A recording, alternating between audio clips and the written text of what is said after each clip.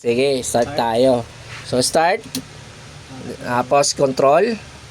Hindi, control muna tayo. Test muna tayo ng control. Sige, hindi. Huwag mo muna angat yan. Yan. Control muna. Okay, so, after seconds. Okay, so, nagpalit. Nag-change. Okay, so, off natin. Okay, so, lagyan natin ng power. Then, start. O, start.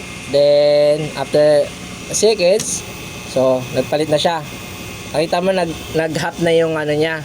Yung sa half niya is 1.3. Okay? Doon sa kabuuan niya, ayan sa kabuuan niya, 2.4.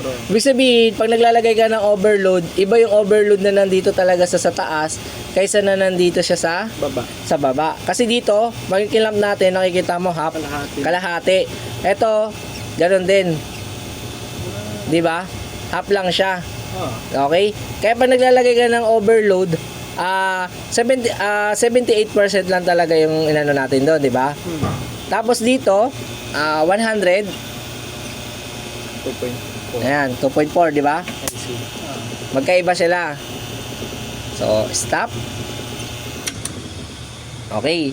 So, mapapansin mo, kapag ka nagkaroon ng problema yung motors mo, magkakaroon ka ng Y, hindi niya ma-direct ng delta agad. Okay? Sige, start natin. Tingnan natin sa main. Sa main muna ha, tingnan mo yung amperahe. So, mapapansin mo, 0.7. Pag nag-delta siya, okay. So, yun yung normal.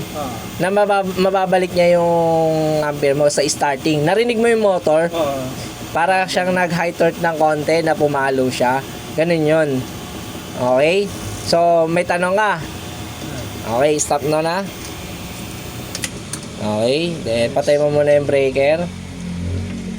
Sige. Okay.